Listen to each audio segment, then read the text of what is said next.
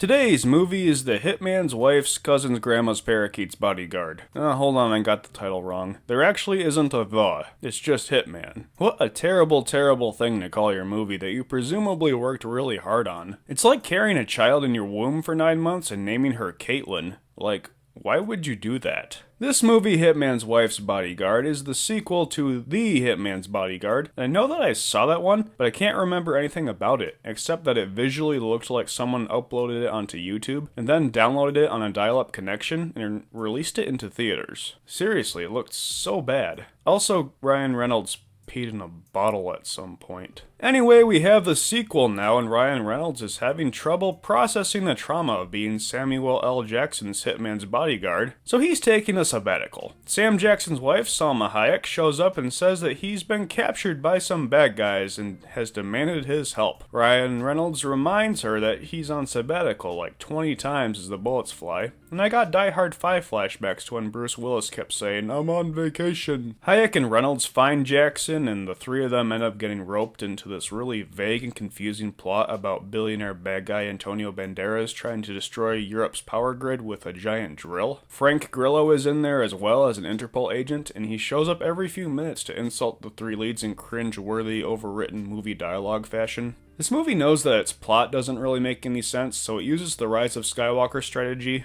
and just moves at 100 miles an hour, so your brain doesn't have the time to process anything. If you go to the bathroom at any time during the first 30 minutes of the film, you'll miss multiple scenes, and you will be completely lost. But no one's really here for the plot, they just want to see the cast banter back and forth and shoot some bad guys. Now, I laughed a few times at the interactions, most of them were due to Salma Hayek, who was way funnier than Ryan Reynolds. Most of his jokes were complete groaners, like one at the beginning when his therapist says he should take a trip to Capri, and he's like the pants? And as for Antonio Banderas, wow, does this series have a villain problem. You had Gary Oldman in the first one and Antonio Banderas in this one, two very charismatic actors who have proven time and again to be great villains. And you write them bland characters that could have been played by anyone, and they're barely in the films. Was it just me, or were they going to set up that Salma Hayek was pregnant and then they decided not to midway? She keeps eating bananas, and I thought they were going to have a twist that she was getting cravings, but I guess they decided that having an ending where she and Jackson can't have children so they adopt Ryan Reynolds would be just hilarious. Overall, Hitman's Wife's Bodyguard beat every cliche into the ground. It even ended with an action scene on a boat that blew up, and when you do that in 2021, you get nothing better than a 4 out of 10.